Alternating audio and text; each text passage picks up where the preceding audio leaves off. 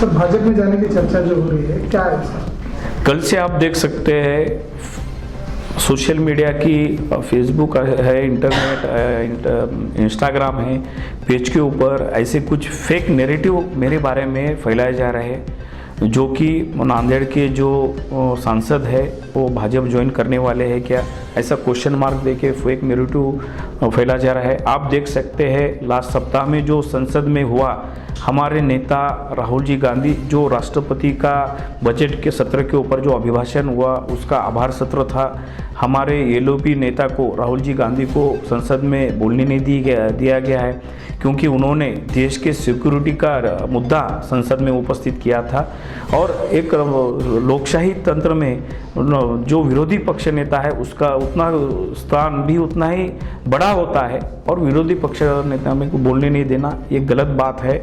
और खुद पंतप्रधान कुछ महिला सांसद को अटैक करने वाले हैं बोल के संसद में अगर नहीं आते हैं तो ये एक दुर्भाग्य है देश का। और मुझे लगता है इस प्रकार से भाजपा गए सप्ताह में बहुत बैकफुट पर गई है, और हमारे सांसद जो कांग्रेस के हम सांसद हैं उनके ऊपर अलग अलग आरोप देश में लगाना शुरू है। कई महिला खासदारों के आरोप लगा है कि वो पंतप्रधान की कुर्सी के नज़दीक गए। कल मेरे ऊपर भी आरोप लगाए उन्होंने कि मैं भाजपा में जाने वाला हूँ। तो ऐसे फेक नैरेटिव फैलाकर जनता में एक संभ्रम निर्माण करना चाहते हैं। लेकिन मैं आपके माध्यम से कहना चाहता हूँ कि नांदेड़ जिले में कांग्रेस जो बढ़ रही है वो शायद भाजपा वालों को कुछ ये नहीं हो रहा है, हजम नहीं हो रहा है। तो जो कल परसों जो महापालिका के चुनाव हुए उसमें भी हम कांग्रेस और वंचित में से एक अच्छी तगड़ी फाइट भाजपा को दी है। हमारे एक 8 से 10 सीट 200-250 वोट से गिरे हैं, वोट का परसेंटेज भी हमको अच्छा मिला है।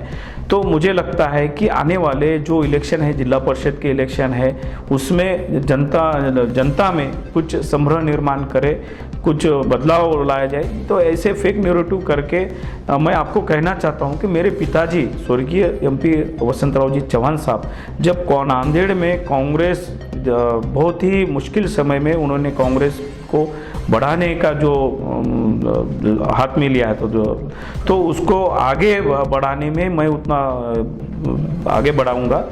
और यकीनन नांदेड़ जिले की कांग्रेस आने वाले दिनों में नंबर 1 पोजीशन पर रहेगी। और मैं उल्टा ये कहूँगा कि आने वाले दिनों में बीजेपी के कुछ नेता कांग्रेस ज्वाइन कर सकते हैं।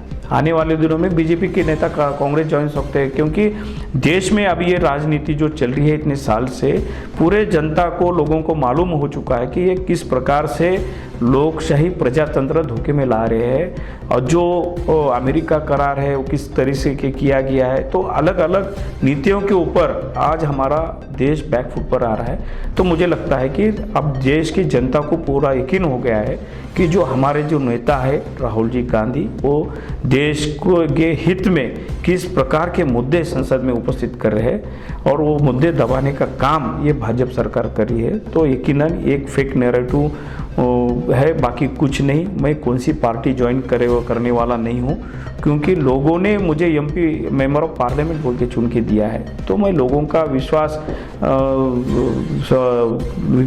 से मुझे संसद में भेजा है।